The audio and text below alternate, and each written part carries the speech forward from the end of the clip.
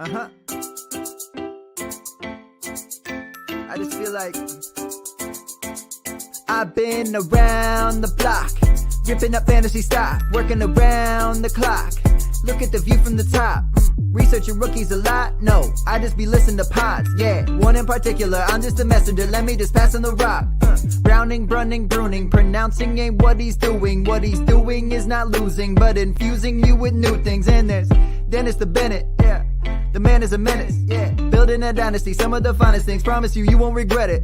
Sly as a fox, cultured in pop. Give him his props. Here is a thought, here is a box, and you cannot compare them at all. So don't even try. Careful with the news, but when you use a take, I take up Tony Fire. I mean Dyer, because anyone else is a huge mistake. Whoa, fantasy roundtable, fantasy roundtable, yeah. Fantasy roundtable, come take a look at the crown, baby. Hey, fantasy roundtable, fantasy roundtable, woo. Fantasy roundtable, come take a look at the crown, baby. Go.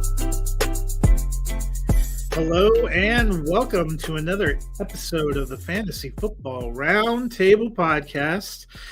It's Matt. I'm here. I'm not at Disneyland, but I've brought the land with me. You know, little Mickey Christmas. We've been decorating here at work today, which has helped keep my mind off of the many sad outcomes I witnessed on the football field yesterday. But hey, at least Melvin Gordon is gone. Dennis, your team actually pulled off a pretty surprising win of their own yesterday, so you must be feeling good. You know, the Lions are scrappy. You know, they're biting kneecaps, they're twisting ankles. You know, that probably shouldn't say that. That sounds like they're not playing fair. But they're biting kneecaps. You know, they're playing hard for Dan Campbell, despite the fact he refuses to use DeAndre Swift in any legitimate fantasy point scoring method. Frustrating there, but yeah, we'll have more on that sadness in a moment. But at least the Lions won because you're in Matt's Browns, not so much. 31-23, they fall short to the Buffalo Bills. It was a little bit closer than I thought it might be, and that was largely thanks to Amari Cooper. Had himself a day, 8 catches, 113 yards, and 2 touchdowns. Dennis, we know Jacoby Brissett is not the long-term answer at quarterback, but Cooper has done fairly well so far this season. Well, does he have an even higher ceiling when Deshaun Watson gets in there? I got to think so. You know, he's spent most of his career prior to Cleveland. He's had Derek Carr and Dak Prescott. I think he lost Carr and Prescott for some games due to injuries. But, I mean, he's finished since his rookie season. He's been wide receiver 21, 13, 36 in just 14 games, 19, 10, 15, 27. He's wide receiver 9 on the season right now. And I mean, nobody's going to, Deshaun Watson is probably, I'm going to say he's better than Derek Carr. And he's probably better than Dak Prescott too, though it's significantly closer than Derek Carr. So, you know, I think it's going to take the rest of the season for everybody to kind of get comfortable and get on the same page. But I think things are looking up next season as long as the Kevin Stefanski and whoever they project to be the new defensive coordinator can get that defense in line. I mean, we got weapons. Donovan Peoples-Jones is playing great. We've got Nick Chubb. Kareem Hunt's probably not going to be here. David Njoku. Dearness Johnson, Jerome Ford backing him up. So we've got some weapons and a pretty decent offensive line. When you add 3 years ago, Deshaun Watson was considered a top 5 quarterback in the NFL, not just for fantasy, but as a legitimate NFL quarterback. So I definitely think that as long as, you know, I think Cooper has to shake the old, well, I wasn't involved much in the first half, so I'm going to, you know, go on strike the second half. If he can get past that and just be like, all right, things didn't come my way this half, I'm going to go make sure I get open next half because Watson will get me the ball. So The short answer, that was a long answer. The short answer is yes. On the flip side, the Buffalo Bills made a little bit of noise at the trade deadline, trading for Naheem Hines, and so far he is filling that Zach Moss role. He had no receptions yesterday, did have one carry for -8 yards, while Cook has been getting more involved, 11 carries, 86 yards yesterday, and Singletary continues to be carrying the load, 18, 86, and a touchdown, caught a couple of passes. What do you make of the Buffalo backfield, and what do you make of Hines? Well, Hines probably has to get a little accustomed and comfortable in the offense. He's definitely not the bruiser back. That's going to be Duke Johnson at this point, and I don't think they really activate Johnson very often. So Singletary's the guy. He played 72% of the snaps. Cook The played bruiser 25. back is probably Josh Allen. Right. But given, the issues he's having now with his elbow, I think they want to discourage that. So the bruiser back now may be that Gilliam cat that they have at fullback or H-back. So, he plays special teams and he's a blocker more so than Duke Johnson. And I think he's 240 pounds. He's a pretty good sized dude. So it wouldn't surprise me if they decide they're going to run somebody that's not Josh Allen in short yardage, that Gilliam ends up being the guy. But I think that, they got in a situation where Singletary's their primary guy, but they were ahead by a couple scores. And so while Cook didn't play a high volume of snaps, while he was in there, they were trying to eat up the clock, and he was tearing off chunks of yardage and making it easy to grind the clock. And so there was no reason for them to kind of grind down Devin Singletary when James Cook was doing just fine. They used Cook quite a bit the week prior against Minnesota too, even when the game was somewhat still in doubt. So it's just interesting. A lot of excitement for that Hines trade for him to not really be a startable asset.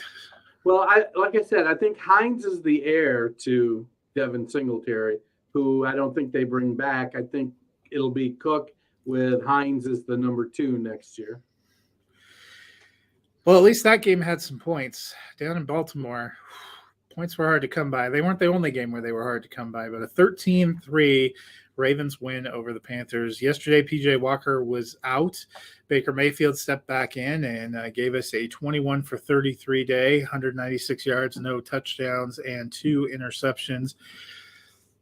P.J. Walker, Baker Mayfield, Sam Darnold's been activated. Who should play quarterback for the Carolina Panthers, and does it even matter?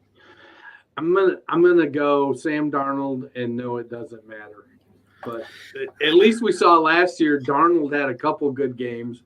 Baker's a train wreck. Honestly, they want Walker to play. Walker's injured, and I think that, is he the best? I don't know. It's not Baker. Yeah. Darnold, we've seen have some okay games. If he's healthy, let's get Darnold back in there while PJ's out and see what Darnold can do.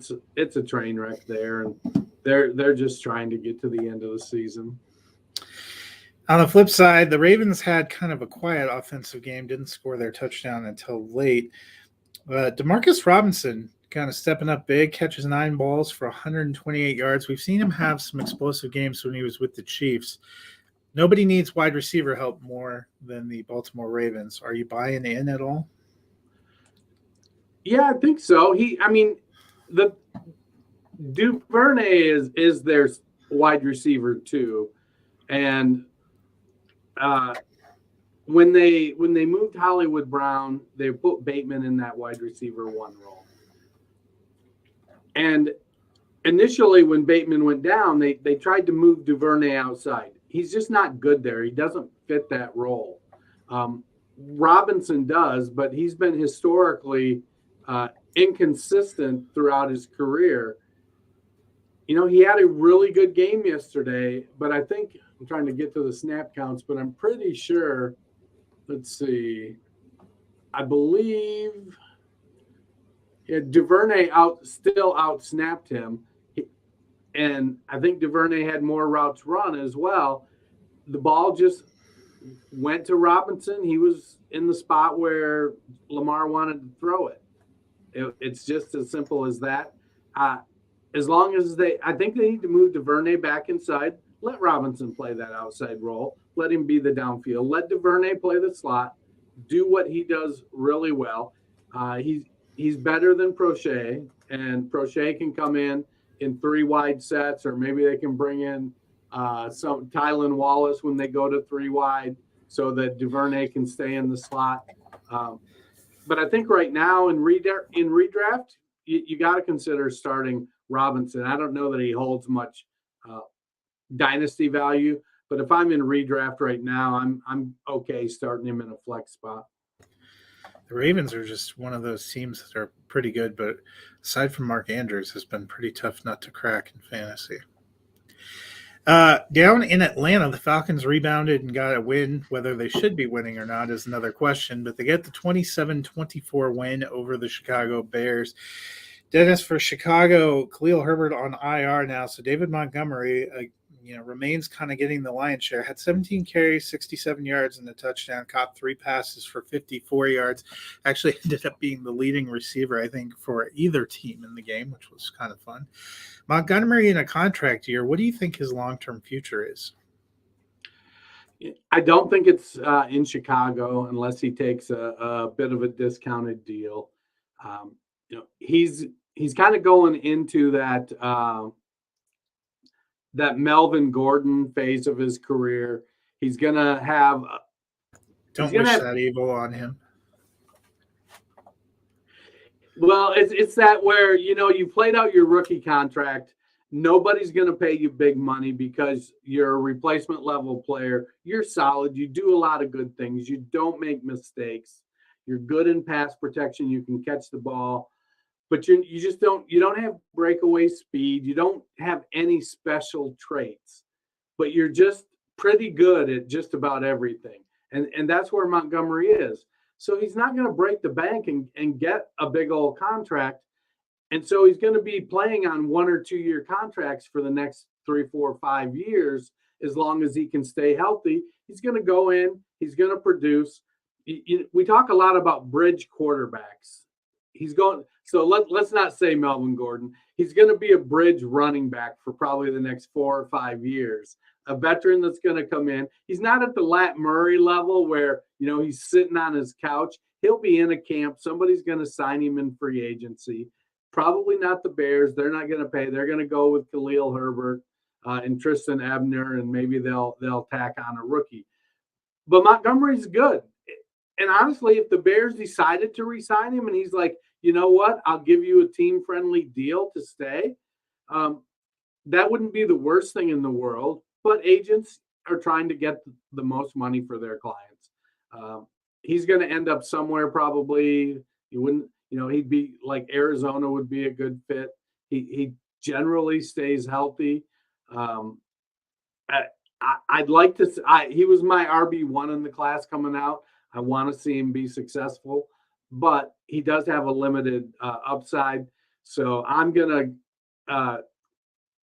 If I have him now, I'm probably going to try to move him as he's set up for another closing run and to be able to put up some points. So if I can move him in Dynasty, that's what I'm looking to do. Yeah, it'd be interesting to see where he lands. On the other side, for the Falcons, Cordero Patterson got a kick return touchdown, which sort of helped his day out. Drake London had the full Mike Evans experience, catching 1 pass for 2 yards and a touchdown. But they've been a tough nut to crack for fantasy, even though they've been a decent team on the field. Is there a Falcon you trust as we hit the stretch run in the fantasy play, regular season? Marcus Mariota, maybe.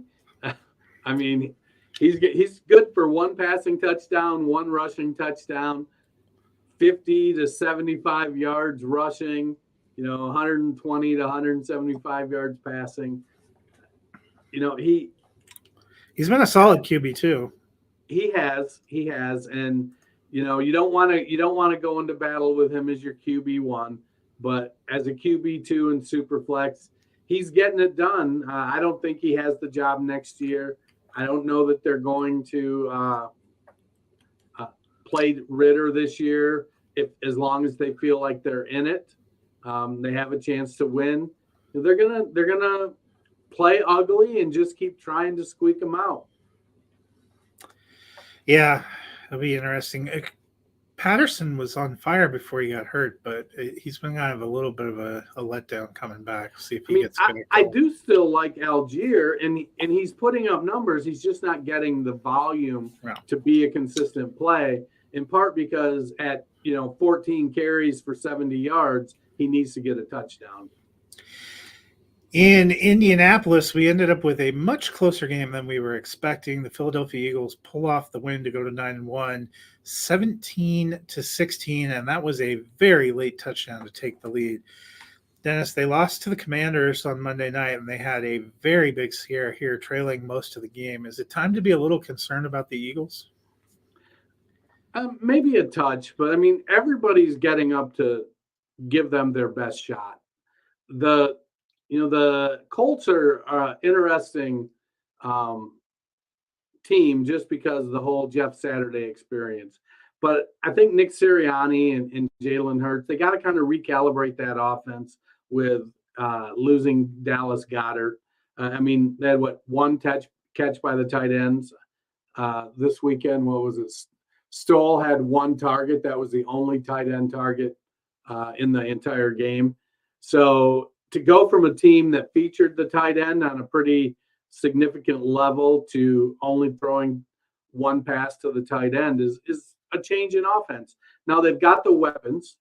They've got A.J. Brown, Devontae Smith, Miles Sanders, Kenneth Gainwell, and Quez Watkins, along with Jalen Hurts. So they have the weapons to make the change. They just have to get used to not having that tight end that's that bailout over the middle. So I think they'll be fine. They just got to reset themselves a little bit and recognize they're getting everybody's best shot because they're the number one team in the NFC.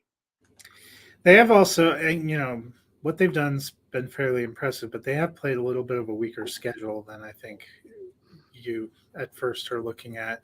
Not Giants week, but well, I mean, there's another team on here that's also came into the weekend going high that I think got exposed a little bit as a fraud. But we will first talk about the Colts. Jeff Saturday won his debut, albeit against the Raiders, pushed the Eagles for all they had this week.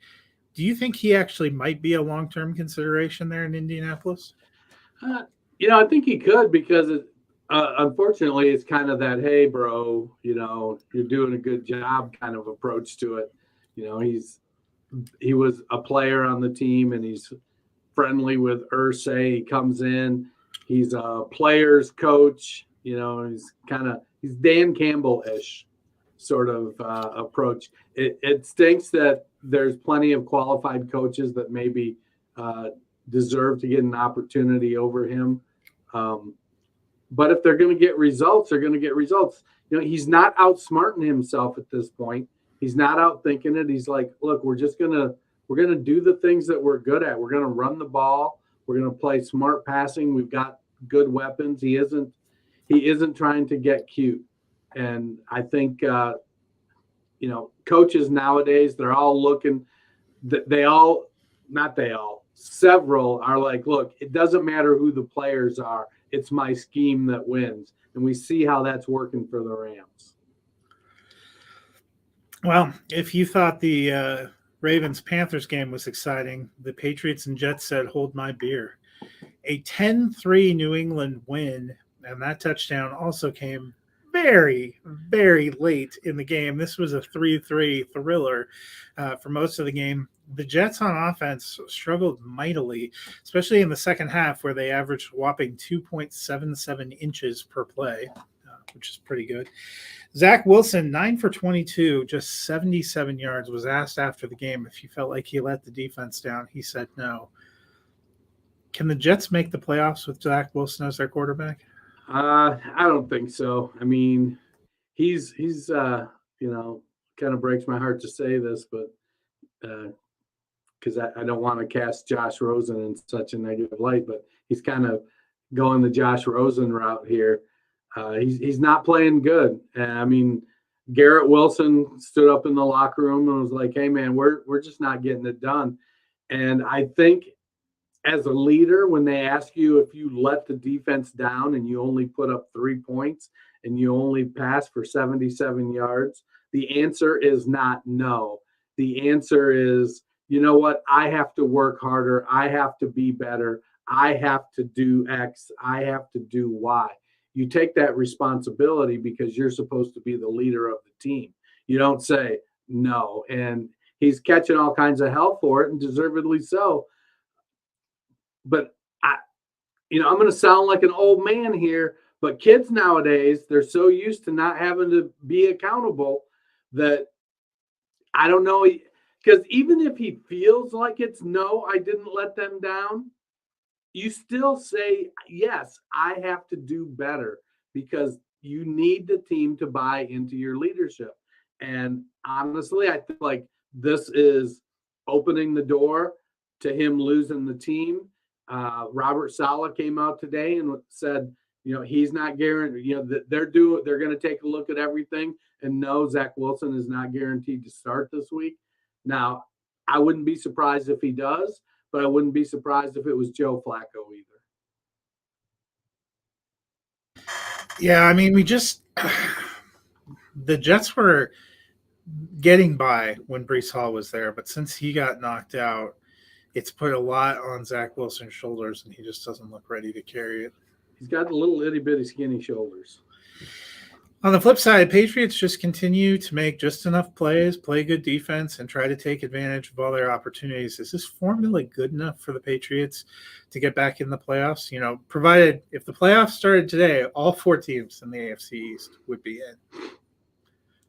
I mean, it might get them in the playoffs. I don't know how far it's going to get them if they get there.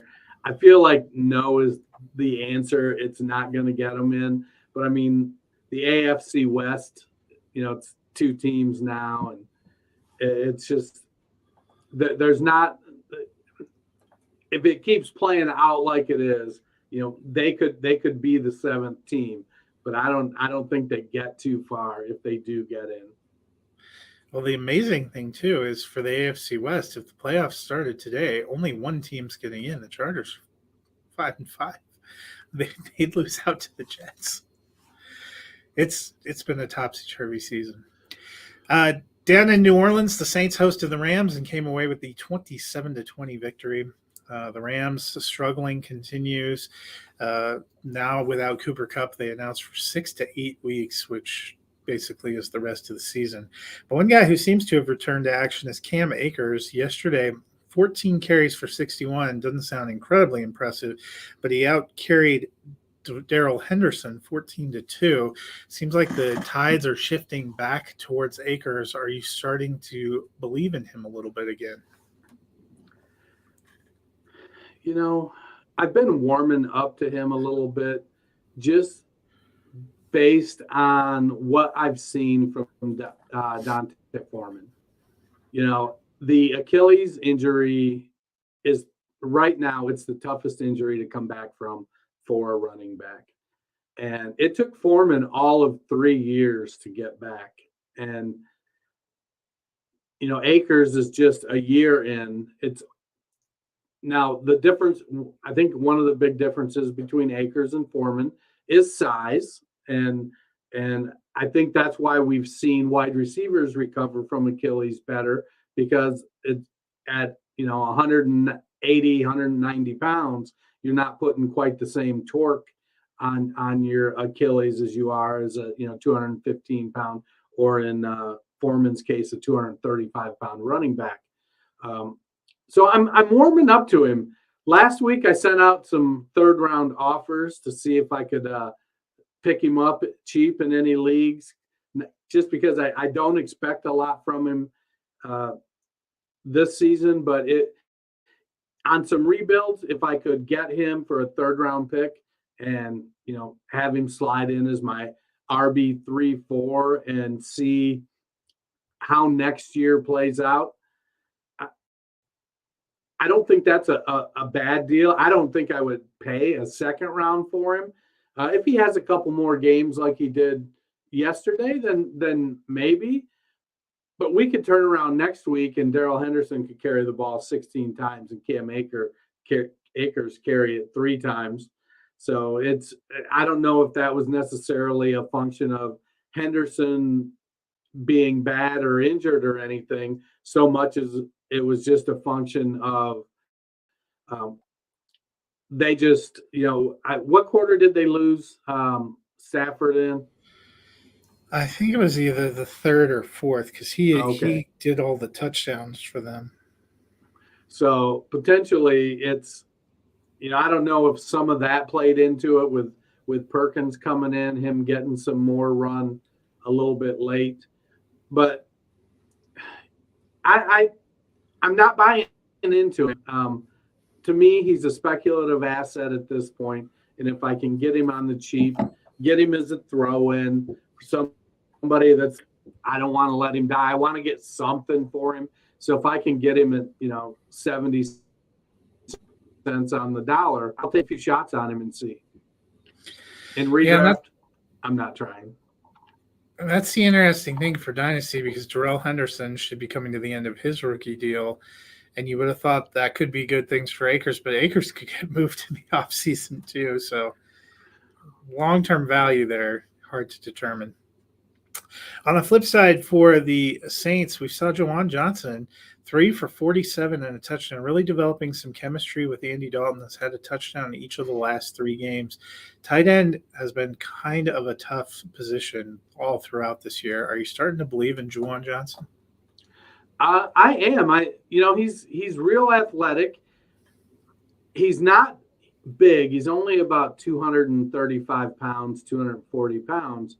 But he's a really good receiver. Everybody wants to compare converted tight ends on the Saints to Marcus Colston, and he's not Marcus Colston.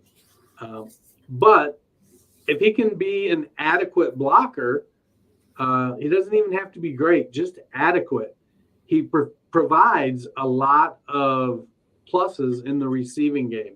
So I do like him.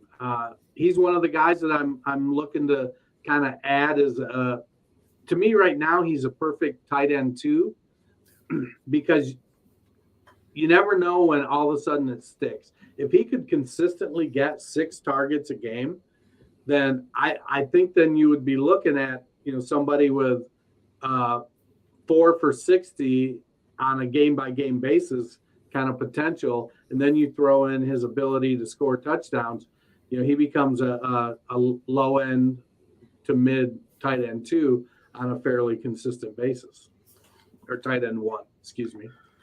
Yeah, I like what he's doing. And the Saints continuing to try to fight.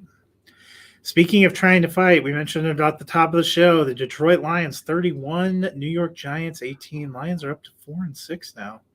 What the hell's going on? I don't know. They'll have a tougher time on Thursday probably with the Bills, but it's not all good news if you're a fan or have shares of the Lions. We had kind of resigned ourselves to Jamal Williams getting a lot of work in the backfield. He got 17 for 64 and 3 touchdowns. But then, of course, we got the Justin Jackson 9 carry for 66-yard experience, while our friend DeAndre Swift got 5 carries for 20 yards, gets a touchdown to salvage it, gets 3 receptions for 12 yards. DeAndre was going pretty good guns at the beginning of the season, but doing it with some big plays and not big volume. What is going on with DeAndre Swift? He doesn't have the trust of the coaches. They don't.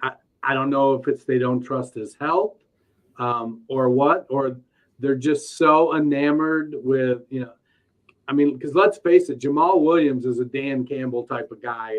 If you were going to put together an all Dan Campbell team, Jamal Williams would be the starting running back on that team. He'd be down there biting the kneecaps. Yep. And Williams is playing real good. I mean, is he a plus? He's not going to make things happen. He gets what's there, and he's tough. He's a capable receiver, good in pass protection. but he's tough inside. He's big. He's 220 pounds. So he's a sturdy back. And it seems like Detroit has said, look, there's going to be times when we have to hammer the ball. And when we do, it's going to be Jamal Williams, because we see what happens when we try it with DeAndre Swift. And then we see Justin Jackson come in and he gets 9 carries. And again, he's another guy. He's 215 pounds. I feel like Jackson, I think, is this Williams' second year in Detroit? Yeah, Jamal Williams' second year. So it may be, I can't remember if he signed a 2-year or a 3-year deal. But for the most part, Williams is an every other year kind of player anyways. So, they may keep Justin Jackson around, and it may be Justin Jackson and DeAndre Swift next year splitting the time in the backfield. On the flip side, it was a un-Giants-like day. They couldn't run the ball. Daniel Jones makes a couple of interceptions and turnovers that we hadn't seen him do earlier this year. But Wan'Dale Robinson continues to quietly impress, caught 9 balls for 100 yards. Somebody's got to be in your lineup from the Giants. Could it be Wan'Dale? Not with his torn ACL. Oh, did he get knocked out? He's gone for the season. So if you're going to start a line, so there is really no receiver for the Giants. Every time we find one, Darius Slayton is the guy. That's the Giants receiver you're going to start. And I got to say, as a Lions fan, I think that the reason this happened was because Kenny Golladay caught a pass. I know. I did see. I still don't understand what happened to Kenny Golladay. He caught Did you see he caught a 14-yard pass and the crowd stood up and cheered? They gave him a standing ovation for catching a pass. The only game that they were really playing locally here in the morning was that Jets-Patriots game. And, I was trying to watch it, but also I was trying to save my eyes from bleeding. There wasn't a lot of great offensive football in that one. Robinson's going to be good. I think he's going to be the slot guy. He's taken over for Sterling Shepard. Hopefully, this isn't a harbinger of him just carrying on the tradition of Shepard having 2 or 3 really nice games and then being lost for the season over and over and over and over again. It was kind of not a great day for injuries, because if Stafford's really in the concussion protocol again, it's hard to imagine they're going to want to put him out with 2 concussions that close together. And I did you see any updates on Justin Fields? I know yesterday there was some concern he broke a collarbone, which Eberflus said he's day-to-day. So they feel he feels much better about the situation today than he did yesterday, is the quote that I saw. Well, he doesn't make any game plans or read any reports, so I don't know how to feel about it. Well, one team that is quietly making a comeback in the season is the Washington Commanders. They're now up to 6-5 and knocking on the door of a playoff berth. They got a 23-10 win over the Texans yesterday. What do you think of the playoff chances for the Commanders?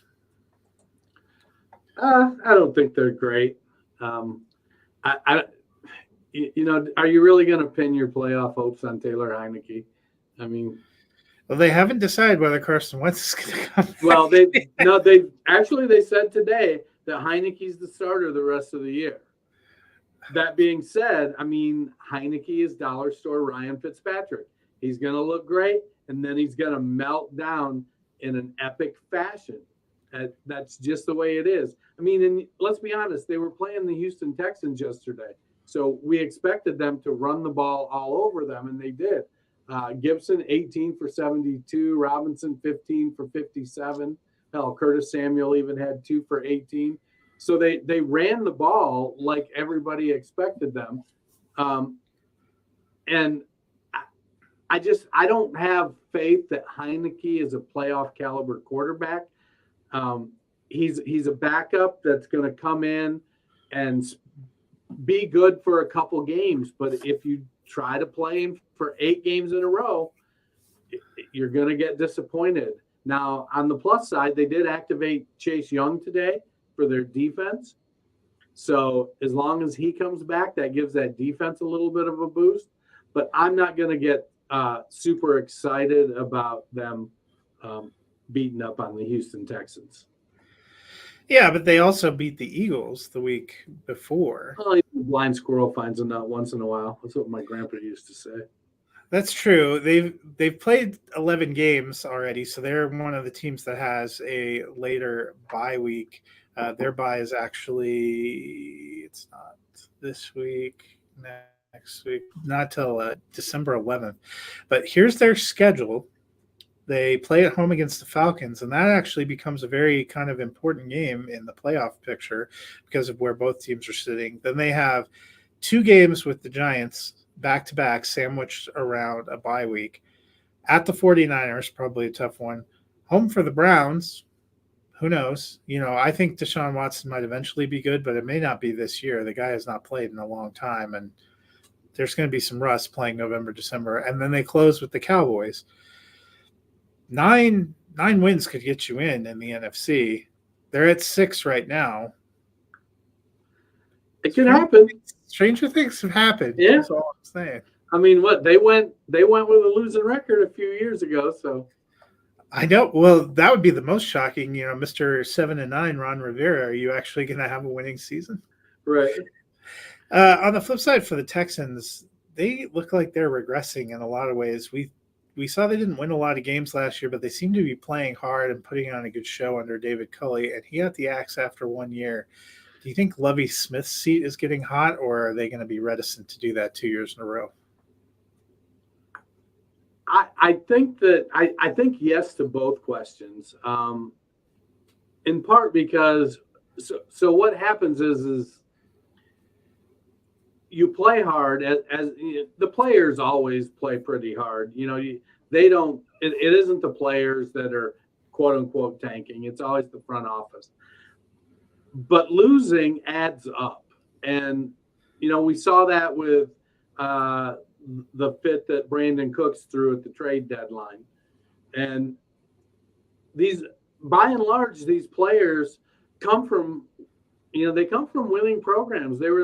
Oftentimes they were the best player on their team. A lot of these guys, and you get to the NFL, and there's a lot of best players on the team coming into the league every year, and you just sort of get worn down with the losing. It's like Justin Fields said a few weeks ago, when he said, I'm tired of being almost there. And so the Texans, though, they don't have the talent yet. They're still in the process of stockpiling draft capital and bringing in young guys with some upside that need to mature a little bit. So should Lovey be on the hot seat? I mean, when you're losing, probably. But at some point you've got to stick with a program, because it's not often that you turn around in a year. And if you those teams that turn around in a year is because they took somebody and let them go through the first 3 years of the rebuild. And then when they had the quality players, they're like, hey, we're going to bring in a better coach now. And that's kind of shitty, but that's often how it happens. So I don't know if he'll still be there, but I think he's a better defensive coordinator than he is a head coach, though. Yeah, and I think the worrying thing for me would be, it seems like a lot of their offensive pieces have regressed. It seems like Davis Mills has certainly regressed. Whether that's because of Davis Mills or because of the coaching that he's not getting is a question. But their defense hasn't really come together either, and those would be kind of indictments to me. The Denver Broncos played host to the Las Vegas Raiders and led for most of the game, only to piss it away in overtime in a 22-16 game. The Raiders get the season-long sweep, meaning Josh McDaniels, the world's worst coach, beats his former team twice. Are you all right, man? I'm not all right. I almost did a safety check yesterday. I'm not all right. Josh Jacobs, they declined his fifth-year option prior to the season, which put a lot of pressure on this year, and he has really lived up to it. He got delivered the goods. 27 touches, 160 yards yesterday, What do you think about his long-term future? He's a running back. He doesn't have a long-term future. His 2 to 3 year window beyond this. I think that if I'm the Raiders, I'm going to try to re-sign him. He's going to want to get paid based on the year he's having. Rightfully so. Whether the Raiders decide they're going to pay him or not, probably not, because I think they're going to build their offense around Devontae Adams. But I mean, he's earning a paycheck, and it's just giving a big second contract running back always seems to be a losing proposition. And as much as I love Zeke Elliott, his contract is an albatross to the Dallas Cowboys. Now, they've come out and basically said they don't believe Tony Pollard can carry the load week after week. And so Zeke's I think, in the phase where he's going to, he's turned into Jamal Williams is basically what's happened to Zeke now. A less successful Jamal Williams. Yeah. And I think that Josh Jacobs still probably has a year or two of pretty good production in him. But if changing teams is going to be something that helps keep that production going, learning a new offense, a new scheme or whatnot, oftentimes players make the wrong decision when they sign that second money instead of, what's going to be most successful as far as scheme fit. But, I think he's earned another contract. If I'm the Raiders, I'm going to try to keep him. But it comes down to is, do they decide they're going to jettison Derek Carr? And if they do that, then I would expect them to not keep Josh Jacobs. Yeah, I don't know if they financially can jettison Carr because it'd be something like $40 million. On the flip side, he wasn't the only reason they lost, but Melvin Gordon certainly not helping anything for the Broncos. 8 carries, 31 yards, 5 receptions for 39 yards. Got released today despite the fact that Chase Edmonds got a high ankle sprain and will miss time, leaving only Latavius Murray and Marlon Mack probably as healthy backs. Melvin Gordon didn't find a lot of interest this offseason, ended up coming back on a 1-year kind of low money team-friendly deal for Denver and has been nothing short of embattled throughout this season. What do you think his prospects are? I think he ends up somewhere on a contender as a backup, an insurance policy, somebody who's looking to get deep into the playoffs, and they've got an okay running back. Melvin's still got some in the tank, but the fumbles are an issue, and I'm not sure. I guess it's kind of been an issue for his career, but he leads the league in fumbles since 2015. They gave that stat yesterday. So, when you're putting it on the ground, but I mean, like of the projected playoff teams, I mean, who needs a running back? So he's probably he'll take a deal, keep getting paid. Part of me wonders if he doesn't end up back with the Chargers because they've tried a few times to find somebody to go behind Eckler or to complement Eckler, and they have been decimated all over the field with weapons. Yeah, I just thought of that right before you said it, and I was like, they got Spiller and Sony Michel, and like, where does he's in their range, maybe a little better. So. I don't know. Arizona, maybe they cut loose Eno Benjamin. He'd be a good backup, somebody that I think they could put in if Connor gets injured again, maybe over Keontae Ingram. They're trying to make a playoff run. Every running back that gets released is linked to the Dolphins or the 49ers nowadays. I think the Dolphins solved their problem. With Wilson in there and tag teaming with Mostert, I actually like their backfield a lot now. Yep. Unfortunately for me. Unfortunately for Matt, who's got a back tattoo riding on it. The most surprising result of the day was the Dallas Cowboys visited the Minnesota Vikings, and the Vikings still haven't shown up for the game yet. It was a 40-3 rout, and for those of us who unfortunately started Kirk Cousins in any kind of fantasy, it was a long afternoon. You mentioned the Cowboys don't see Tony Pollard as a feature back, but he again continues to shine. Even with Zeke in there, he had 15 carries for 80 yards, caught 6 passes for 109 and 2 touchdowns. He's coming into a contract year. If it's not with the Cowboys, do you think he gets a big deal somewhere? Yeah, I think he's probably going to get a bigger deal than Josh Jacobs will, just because he's more explosive and can do a lot more stuff in the passing game. And I think that's where teams are going with the not necessarily committee backfield, but the timeshare. Timeshares are okay for fantasy. If you got two guys, are going to split it 50-50, 55-45 or whatnot, then you can plan on it. It's these three-headed backfields that give us a lot of trouble. So, I haven't looked at where he might be a good fit, what might be a good option for him. Obviously, Jerry Jones will do what he can to re-sign him, but it's just a situation where, and I don't know why they don't think he's a lead back. I don't know. Maybe they're looking at how Zeke wore down, and they're like, well, this dude's 15 pounds lighter than Zeke, and we see how he wore down with the grinding we gave him, and they. But he's explosive. He's great in space. He's good.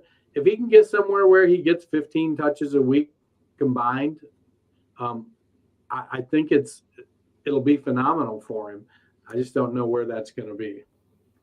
On the flip side, the Vikings came in 8-1, and as I said, I'm not sure they even showed up yesterday. It was a horrendous game all the way around. There have been some questions about whether the Vikings were as good as their record. They seem to answer some of those with a big win coming from behind against the Bills. What do you make of this? Well, everybody lays an egg once in a while, and maybe Kirk was weighed down by the chains. He forgot to take them off. I don't know. Too cold, exposing that much nipple. Yeah. So it's, sometimes the team just has your number that day. That's why they say any given Sunday, or as Boomer says, that's why they play the game. But Kirk falls prey to, the same kind of thing Andy Dalton does. They can't play in prime time. Kirk, if it's not a noon game, he seems to struggle. And, peak athletes are often creatures of habit, and stuff like having your schedule off by 4 hours, maybe it does make that big a difference. I don't know. I'm not what you would consider a peak athlete. Yeah, it was certainly surprising, though. Well, I guess we'll see. I thought the Cowboys would win, and the Cowboys were favored, so it's not. It's still an upset, but he had 7 brutal sacks. Man, Micah Parsons was feasting. I'm wondering if it was a little bit of a trap game after the emotionals of getting up to play Buffalo. Yeah. On the flip side, the Cincinnati Bengals head into Pittsburgh and come away with a 37-30 victory. It was a lot closer and a lot more high scoring than I expected. But just like we all expected, Samaje Perine and Trenton Irwin combined for 4 passing touchdowns to lead the Bengals. Oh, wait, no, none of us expected that. Joe Mixon obviously got knocked out of the game. Perine comes in, 4 catches, 52 yards, and 3 passing touchdowns, 11 rushes for 30 yards. If Mixon is going to miss time, do you like Perine in that role? Yeah, it's just like their Oklahoma days, isn't it? Perine he's the handcuff. He's the direct backup, and I expect he will get whatever the Mixon share is. He doesn't quite have the explosiveness that Mixon has, but he's turned into a very reliable receiver out of the backfield, and they've often been using him in that role. and he performed really well yesterday, catching all 4 of his targets. But he doesn't quite have, I don't think he's got the vision that Mixon has. He doesn't have the burst that Mixon has. And so it wouldn't surprise me to see Chris Evans or Travion Henderson, whom I wasn't even sure was still on the team, but got some carries yesterday, or Travion Williams, excuse me. I wouldn't be surprised to see it be more of a 3-headed backfield, maybe a 40-30-30 kind of split with the 3 running backs, just to see who's going to provide the pop in the running game, with P. Ryan kind of keeping his role in the passing game. Yeah, and he did most of his damage as a receiver yesterday and wasn't exactly lighting the world on fire as a ball carrier. I mean, that's his first career RB1 game, and he only has 1 RB2 game this year. Yeah. Not his first. I won't say that was his first RB1 game of the year, not career. As misspoke there. On the flip side, another, it's nice to see Najee Harris get into the end zone a couple times, but we got another good game from George Pickens, 4 for 83 and a touchdown. Seems to have good chemistry going with Kenny Pickett. Deontay Johnson was getting targets, but hasn't done a lot this year. Is Pickens now becoming the receiver you want in Pittsburgh? Pickens is the guy that they target downfield, and he's converting. So he's making the big plays, and he looks phenomenal. He looks like he looks like he's playing a different game than Deontay Johnson, and it's a lot of fun to watch. So I think right now I still believe in Deontay Johnson. I think the biggest issue with their passing game production is that Kenny Pickett can't prop up 3 people. And yesterday it was Pickens and Freiermuth. I don't know if Pickett will ever be a guy that can prop up 3 wide receivers or 3 receivers. So it wouldn't surprise me if next week they came out and it's Deontay Johnson being the productive one and Pickens going, 3 for 27. To cap out the day, we had another AFC West battle, this time the Kansas City Chiefs battling the Los Angeles Chargers, who appeared on Sunday Night Football for the second week in a row and took a loss to another team for a second week in a row. This time the Chiefs get them 30-27, dropping the Chargers to just 5-5 now on the season. For the Chiefs, Isaiah Pacheco's kind of picked it up the last couple games, 31 carries for 189 yards in his last 2 games. Are you starting to feel more comfortable putting him in your starting lineup?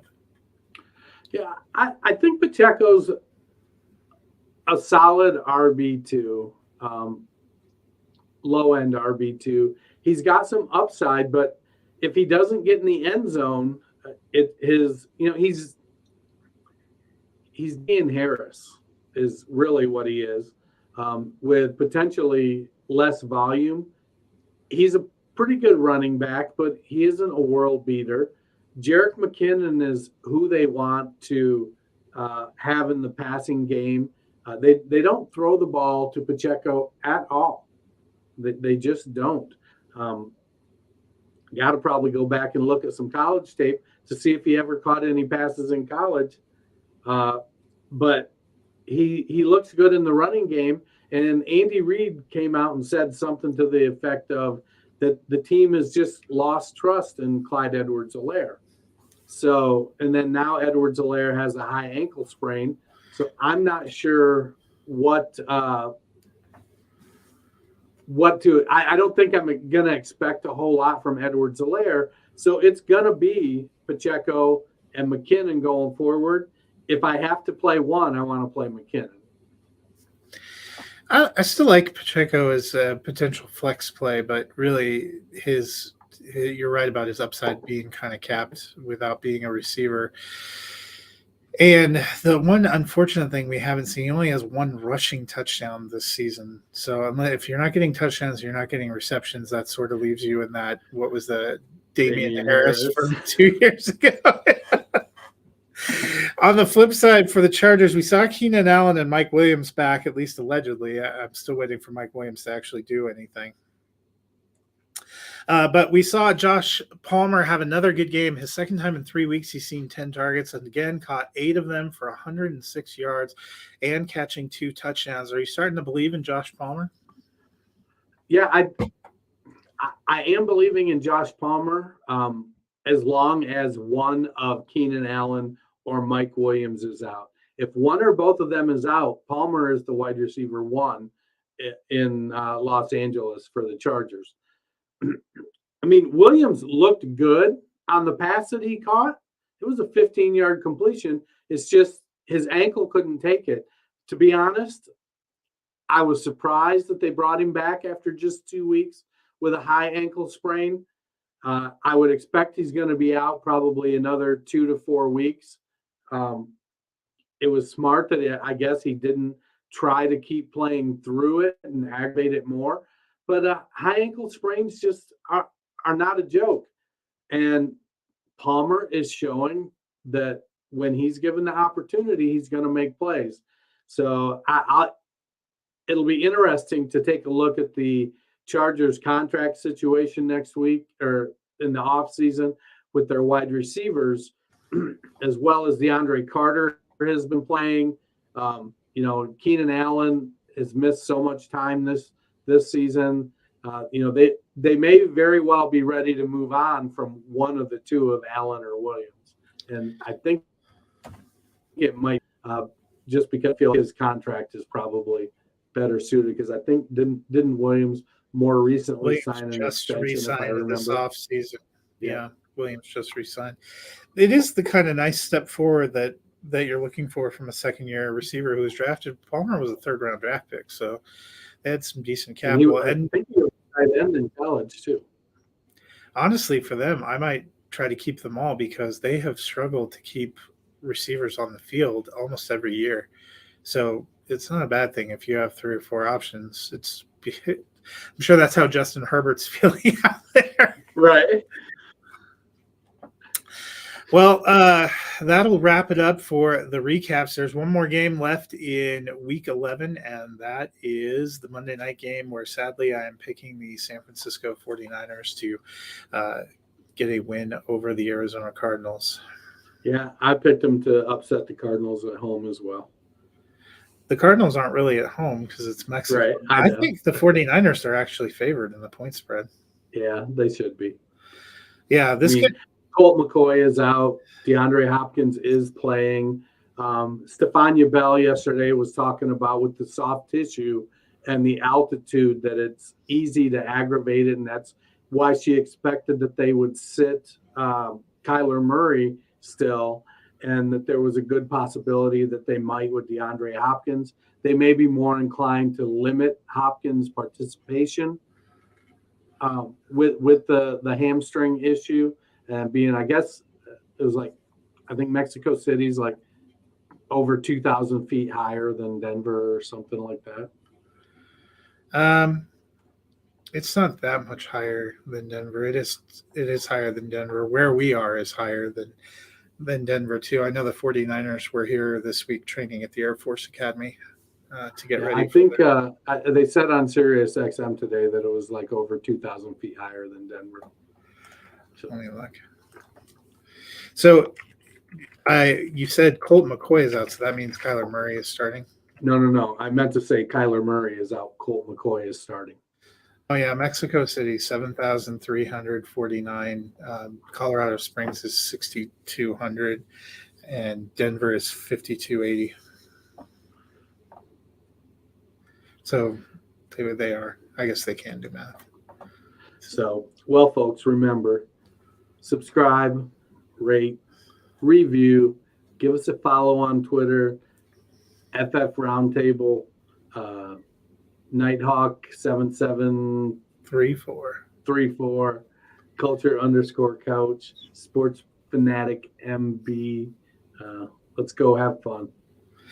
Yeah, and we will be back on Wednesday with the show.